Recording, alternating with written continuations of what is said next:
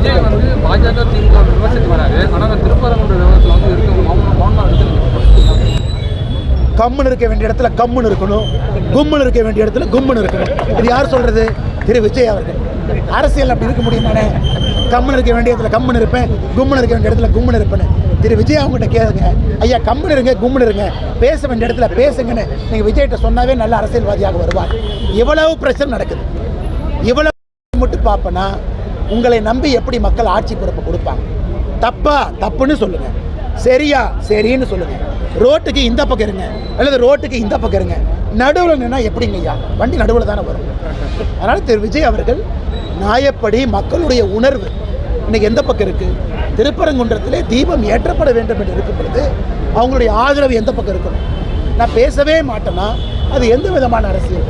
நான் தமிழ்நாட்டில் தொடர்ந்து சொல்கிறது, விஜய் அரசியல் இருக்கட்டும், அவர் சித்தாந்தத்தை சொல்லட்டும், மக்கள் ஓட்டு போட்டு முடிவெடுக்கட்டும். அப்படி இருக்கும் பொழுது எனக்கு ஒரு விஷயம்னா நான் பேசுவேன், ஒரு விஷயம் நான் பேச மாட்டேன்னா இதே விஜய் அவர்கள் புதுச்சேரிக்கு வந்தார்.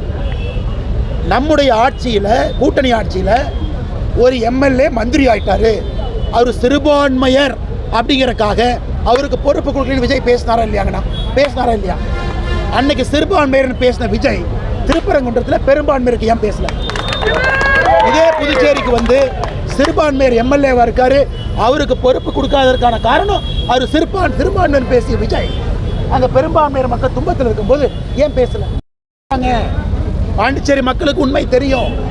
அதனால் தேர்தல் களத்தில் மோதுவோம், நியாயமான விஷயத்திற்கு ஒன்றாக இருப்போம் என்பதுதான் நான் திரு விஜய் அவர்களுக்கு சொல்லக்கூடிய ஒரு தாழ்மையான கருத்து.